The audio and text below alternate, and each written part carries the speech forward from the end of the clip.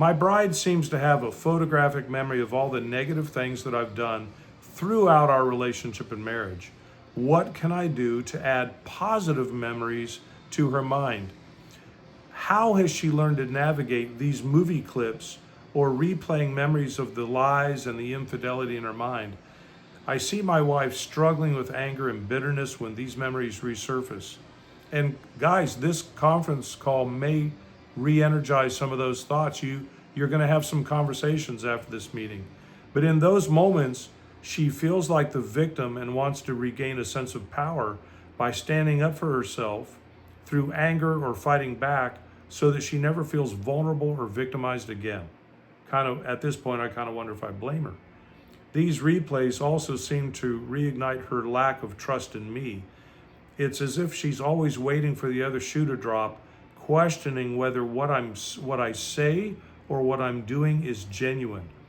What has she found to be helpful in working through these feelings and reactions beyond the passage of time and consistent positive changes in behavior? What has helped her process the pain and rebuild a sense of safety? That's a good question.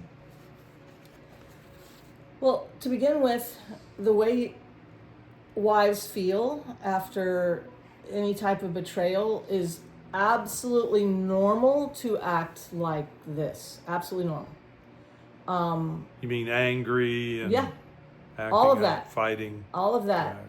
She is a victim. She has been victimized.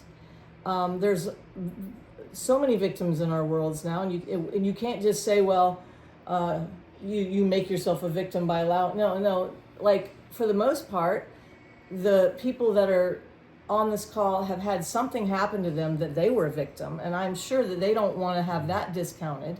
Yep. So to discount the fact that she is a victim, she had no choice or control over what happened to her. And if, for the most part, these women are choosing to stay with you. I did not stay with my first husband after 22 affairs. I didn't think that was something I wanted to even, and he's still doing that. So that, in that situation, that was a good choice. But in this, I can say that I've done it both ways. Both ways are hard. But moving forward on that, she is the victim and she didn't have a choice. So here's the other thing. You want her to see your genuine behavior, but she thought she was seeing that all along. Whatever was happening under the surface. She was blindly trusting you because she didn't have a reason not to trust you, but now she does. So now that blind trust thing is gone. So obviously, what was that quote you wanted to say with the trust is earned in... Trust is earned in... So you can't remember. I can't remember. Trust is earned in drips, right?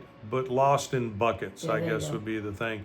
So when you betray a trust, you lose everything and you have to start all over again. And sometimes with a leaky bucket, if you haven't done the amends and the repair work that you need to do.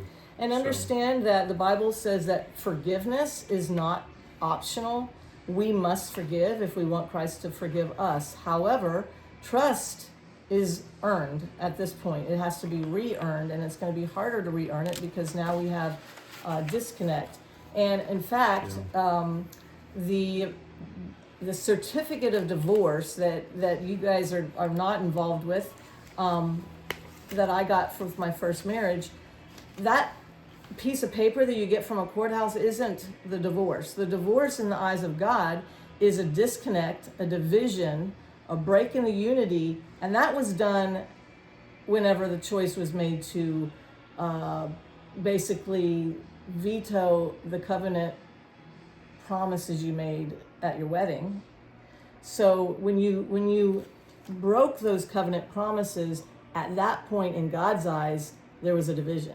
So that being said, we can choose to keep working on it, and in some ways it's a lot easier to stay in a marriage. It all depends on, there's many variables it depends on, but it doesn't mean that once you talk about it, it's all up in the open, okay, now we're going to go back to business as usual. It's now going to be a process of rebuilding that trust. Yeah, and that's hard.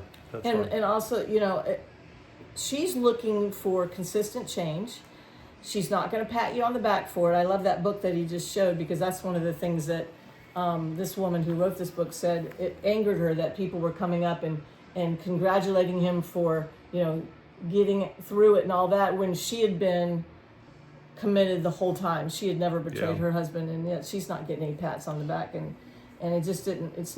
That's not the way it should be. But if you are seeking God, allowing the Holy Spirit to purify and refine you, and you are repenting to your high priest, who is Jesus Christ, on a daily basis for all things, that's a start. And at that point, you start looking at all these, talking to other people and looking at other self-help types things through biblical means, and you start to rebuild. Yeah, that's good. And ladies, I want to let you know that I've used the analogy of success in rebuilding relationship. Many times the guys are wondering, well, like, how long does it take? Why don't I get any recognition for doing a good job? And I said, well, it's kind of like being fired from the bank for stealing. And the bank says, well, you deserve that, but we're going to hire you back. You're get back in the relationship. And then every day you go to your boss and say, I haven't stolen anything today.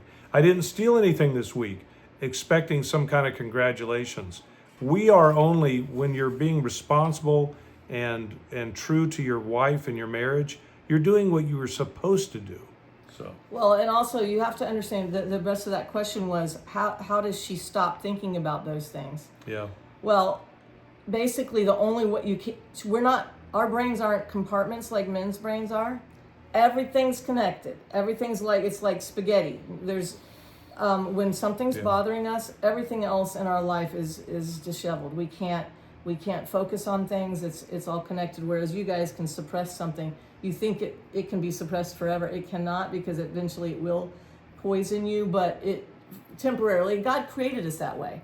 That's not a flaw. God created us that way because men needed to be able to set aside things to do the things that he protect, and in the military you can't be thinking about things back at home when you've got to be yes fighting. You got to compartmentalize. So for women, if they start to see that consistency, and if you are providing resources that you guys can talk about things, because she doesn't know what's still in there rattling around.